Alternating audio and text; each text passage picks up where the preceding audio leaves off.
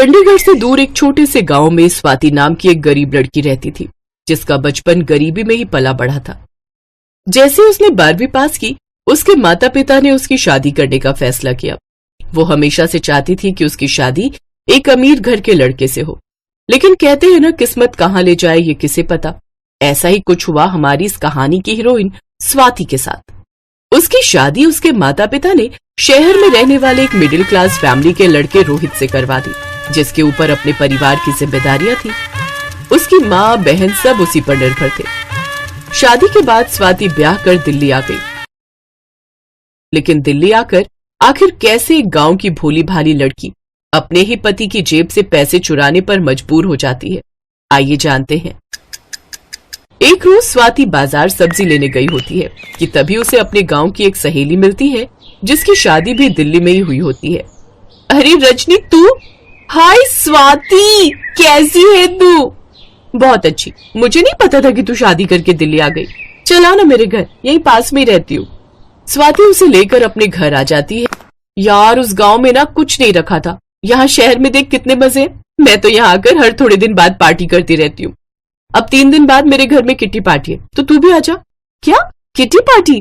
तो ये सब भी करती है? वाह यार, और मैं कैसे आऊं? पार्टी में जाने के लिए नए कपड़े भी तो चाहिए, और अगर मैं रोहित से कहूंगी तो बेकार में हम दोनों का झगड़ा हो जाएगा।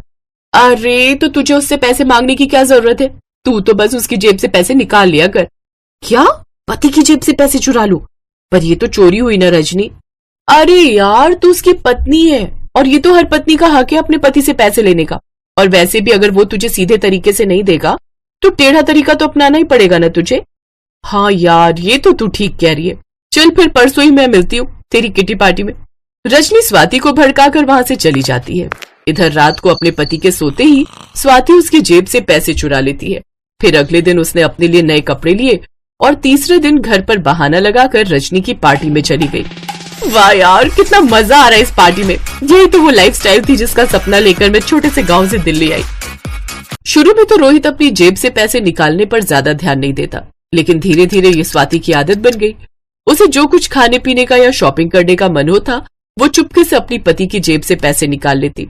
लेकिन अब रोहित को उस पर थोड़ा शक होने लगता है, और एक दिन वो स्वाति से पूछ ही लेता है। स्वाति, पिछले कुछ दिनों से रोज मेरी जेब से कुछ पैसे निकल रहे हैं। अब देखो ना, मैंने कल ही बिजली के बिल के लिए पैसे रखे थे, लेकिन आज वो नहीं है। क्या इस सब में तुम्हारा हाथ तो नहीं है? ये सुनकर स्वाति घबरा जाती है और वो बात को घुमाते हुए उसके सामने फूट फूट कर रोने लगती है। हे भगवान, ये कैसे कैसे दिन दिखा रहा है तू मुझे। अब मेरा पति मुझ पर ही चोरी का इल्जाम लगा रहा है। क्या मैं चोर हूँ? हाँ, चोर हूँ मैं। मैं भले ही गरीब घर से हूँ, लेकिन चोर बिल्कुल नहीं हूँ। उसके जोर जोर से रोने की आवाज से उसकी सास और ननद भी वहां आ जाती है। क्या हुआ भैया? भाभी रो क्यों रही है? बेटा, तूने बहू को कुछ कहा क्या? अरे मैंने तो बस इसे इतना ही कहा था कि कुछ दिनों से मेरी जेब से पैसे चोरी हो रहे हैं। अब इतने भोले मत बनो, ठीक ठीक बोलो ना कि तुमने मुझ पर चोरी का इल्जाम लगाया है। अरे बहू, तुम रोहित की बात को दिल पर मत लो। वो तो बस तुमसे पूछ रहा था, और वैसे भी पति के पैसे तो पत्नी के भी होते हैं, फिर उसमें चोरी कैसे? और अगर तुमने नहीं लिए तो कोई बात नहीं, लेकिन अब रोना बंद करो। कुछ देर सोचने के बाद रोहित अपनी बहन से, कहीं तूने तो मेरे पैसे नहीं चुराए ना कॉलेज में अपनी सहेलियों के साथ चाट पकौड़ी खाने के लिए? सच सच बताओ। अरे नहीं नहीं भैया, मैं क्यों पैसे निकालूंगी? हाँ, उसे तो जब भी पैसे चाहिए होते हैं वो मुझसे ही मांग लेती है, फिर वो ऐसा क्यों करेगी? रोहित, तुमने भी नहीं लिए तो फिर मेरे पैसे अपने आप पर्स से कैसे गायब हो जा रहे हैं?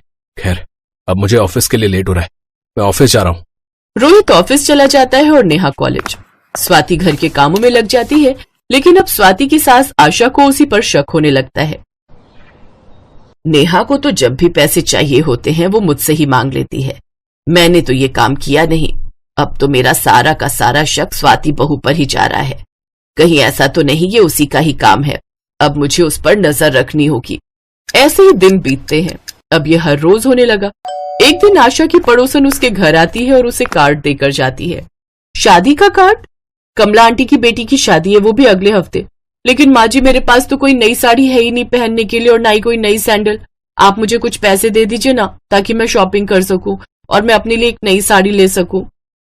अरे बहू, तुमने पिछले महीने ही तो 2 नई नई साड़ियां ली थी, और अगर फिर भी तुम्हारा मन नहीं है ये सब पहनने का, तो तुम मेरी कोई साड़ी पहन लेना।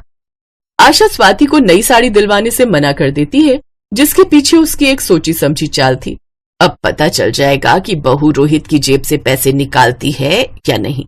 अब आशा स्वाति पर नजर रखने लगती है। शाम को रोहित खाने के बाद बाहर टहलने जाता है। पीछे से स्वाति कमरे में जाती है और दीवार पर टंगी उसकी जीन्स की जेब से पैसे निकाल लेती है। आशा उसको ऐसा करते हुए देख लेती है। अब उसका शक यकीन में बदल जाता है।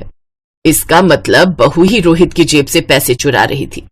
अगर अभी मैंने किसी को भी ये बात बताई तो स्वाति बहू फिर से रोध होकर सारा घर सर पर उठा लेगी और मुझे ही सबके सामने झूठा साबित कर देगी।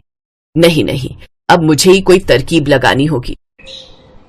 आशा जल्दी से टहलने के बहाने बाहर घूमने जाती है और बाजार से एक केमिकल खरीद कर लाती है, जिसे वो कुछ पैसों पर लगा देती है।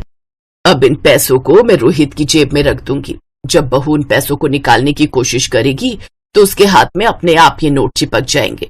रात को रोहित खाना खाकर बाहर टहलने जाता है तो पीछे से आशा वो पैसे उसकी जीन्स की जेब में रख देती है। कुछ देर बाद मौका मिलते ही स्वाति वो पैसे निकाल लेती है। अरे वाह, आज तो खूब सारा माल है, मजा आ गया। के हाथ में वो नोट चिपक जाते हैं। तभी आशा रोहित और नेहा के साथ वहां पहुंच जाती है। स्वाति, ये सब क्या है? अरे रोहित, कुछ करो ना, बहुत खारिश हो रही है। ये नोट, इनको छुड़वाओ ना। कितनी खारिश हो रही है। लेकिन तुम्हारे हाथों में ये नोट चिपक कैसे गए? अरे वो मैं तुम्हारी जेब से पैसे चुरा। ये कहते ही स्वाति चुप हो जाती है। हाँ, पूरी बात कहो बहू, तुम रोहित की जेब से पैसे चुरा रही थी, तब ये चिपक गए। माँ, क्या है ये सब? मैं बताती हूँ। ये सब केमिकल मैंने ही डाला था उस चोर को पकड़ने के लिए, जो तुम्हारी जेब से पैसे निकालती थी, और आज हमने इसे रंगे हाथों पकड़ लिया। ये सब सुनकर सबके होश उड़ जाते हैं। स्वाति अपनी गलती के लिए माफी मांगती है। मुझे माफ कर दो रोहित, मैंने अपनी दोस्त की बातों में आकर तुम्हारे पैसे चुराए और धीरे धीरे मेरी आदत बन गई। लेकिन मुझे माफ कर दो, अब मैं ऐसा कभी नहीं करूंगी। स्वाति के चेहरे पर पछतावा देख सबने उसे माफ कर दिया। साथ ही आशा ने उसके हाथ पर एक स्प्रे छिड़का, जिससे सारे नोट उसके हाथ से छूट गए।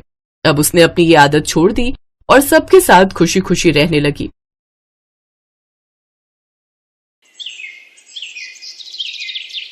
सब्जी ले लो, सब्जी हरी हरी ताजी बढ़िया सब्जी। ओ भैया, सब्जी वाले, जरा रुकना। हाँ बोलिए माताजी, क्या दे दूं? आलू, प्याज, टमाटर, भिंडी, गोभी, टिंडा, करेला, शिमला मिर्च, तोरई, सब बढ़िया बढ़िया लाया हूँ सब्जी। एक करेला दे दे। बस एक करेला? एक मतलब 1 किलो ना, अभी तोल देता हूँ। अरे इतने सारे थोड़ी, एक करेला। मुझे बस एक ही करेला चाहिए, 1 किलो नहीं। एक करेला थोड़ी दूंगा माताजी, उसमें क्या तोल भाव करूंगा बताइए। अरे जब चाहिए एक तो एक ही खरीदूंगी ना। तू तौल कितना है, मैं तुझे अपने हिसाब से पैसे दे दूंगी। 5 रुपए का बन रहा है एक करेला। इतना जरा सा करेला 5 रुपए का? पागल समझा है क्या मुझे? ये पकड़ 2 रुपए और करेला इधर दे। हाँ दे रहा हूँ माताजी, और बताओ क्या लेना है? बस और क्या लेना है, एक करेला काफी है। आज इसकी सब्जी बन जाएगी, कल दोबारा आएगा तो फिर कोई सब्जी ले लूंगी। कैसी कंजूस है ये माताजी। एक टिंडा, एक टमाटर, एक प्याज और आज एक करेला। रोजाना मेरा इतना समय खराब कर देती है, मानो ढेरों सब्जी खरीदनी हूँ।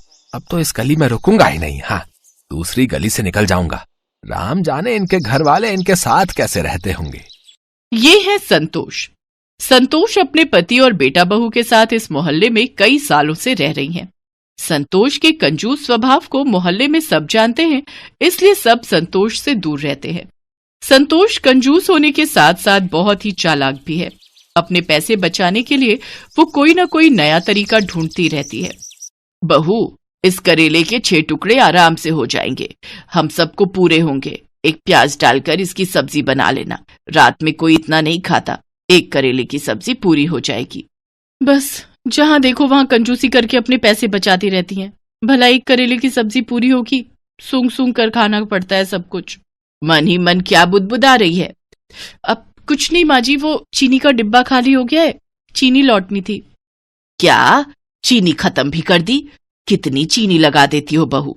जाओ भंडार घर से डिब्बा उठा कर लाओ, मैं खुद दूंगी, अपने आप मत लेना। शालू चीनी का डिब्बा ले आती है। ये हुए 5 चम्मच, 8, 9 और ये हुए 10। ये लो बहू, पूरे 10 चम्मच चीनी है। ये चीनी 2 महीने चलनी चाहिए। चाय में गिनकर सिर्फ 5 दाने चीनी के डाला करो। ज्यादा मीठी चाय सेहत के लिए अच्छी नहीं होती। माँ जी 10 चम्मच, वो भी छोटे वाले, ये 2 महीने चल जाएंगे। ये तो कुछ भी नहीं है। ये चीनी तो 15 दिन क्या 1 हफ्ता भी नहीं चलेगी माँ जी। जितनी दी है उतनी ही लो, इससे ज्यादा नहीं मिलेगी। घर चलाना किसे कहते हैं, मेरे से सीखो। संतोष और शालू अभी बात कर ही रहे थे कि तभी दरवाजे पर बिजली के बिल वाला आ जाता है। माताजी बिजली का बिल ले लो। हैं, इतनी जल्दी बिजली का बिल आ भी गया? अभी तो आया था। लाओ भैया दो। संतोष बिजली का बिल देखते ही घबरा जाती है। 8,000 रुपए, इतना बिल? ये सब गर्मियों की वजह से हुआ है। गर्मियों में और चलाओ, पूरी रात एसी, दिन में भी एसी एसी। अब पंखा चला रखा है, इसे बंद करो। आज मौसम अच्छा है, मैं ऐसे ही बैठूंगी।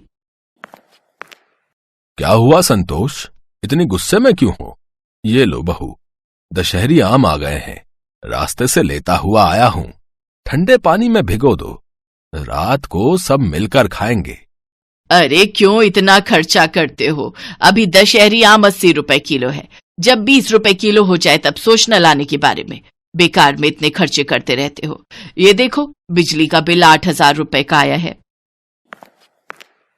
माँ ये तो कुछ भी नहीं आया। मेरे दोस्त का 15,000 का बिल आया। दिन रात एसी चलाते हैं वो लोग, हम लोग तो फिर भी कितनी बचत करते हैं।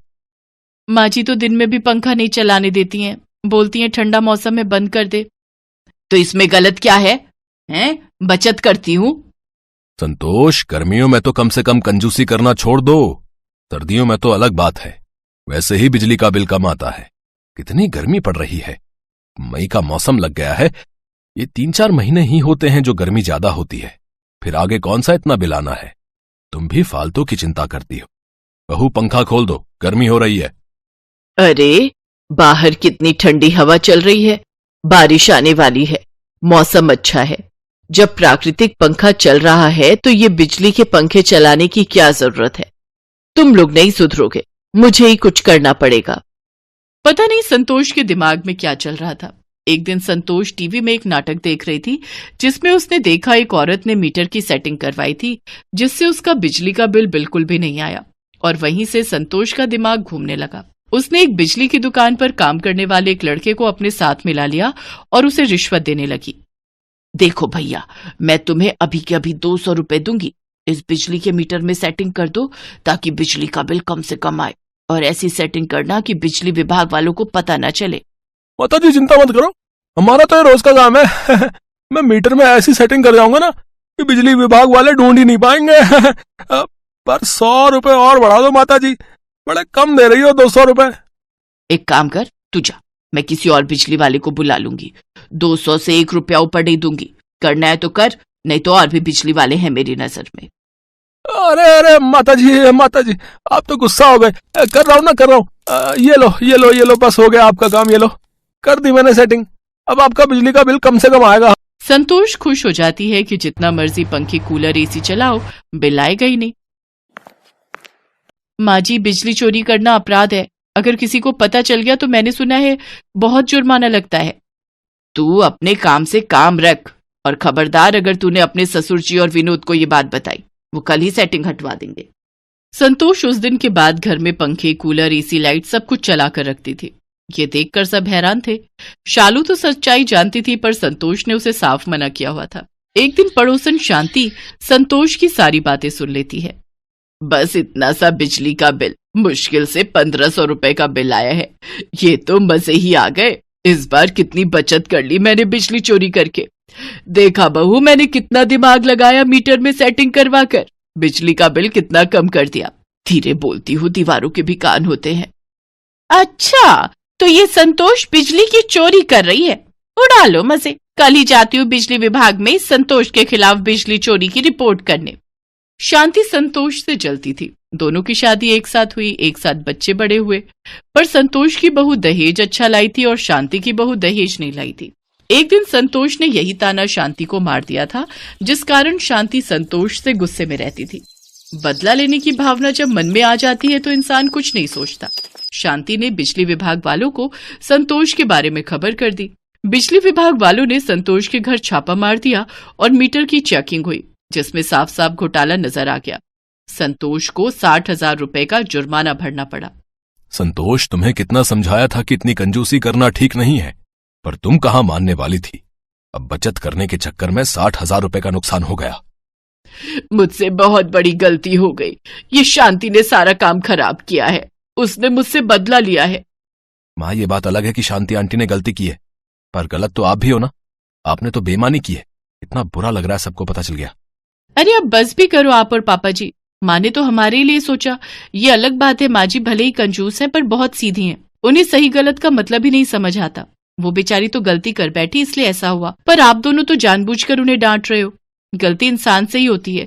माँ को अपनी गलती का एहसास हो गया कि बहुत बड़ी बात है। माँ जी आप चिंता मत करो। अरे ये पंखा क्यों बंद है? रुको मैं अभी चलाती हूँ।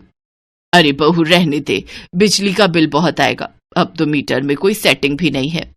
माँ जी अभी भी और सब ठहाका लगाकर हंसने लगते हैं। संतोष को अपनी गलती का एहसास हो गया था। उस दिन से संतोष ने कंजूसी करना छोड़ा तो नहीं, पर कम जरूर कर दिया। हेलो दोस्तों, कैसे हैं आप सब? हमारी कहानियां देखने के लिए हमारे चैनल को सब्सक्राइब कीजिए और हाँ, बेल आइकॉन पर क्लिक करना मत भूलिएगा।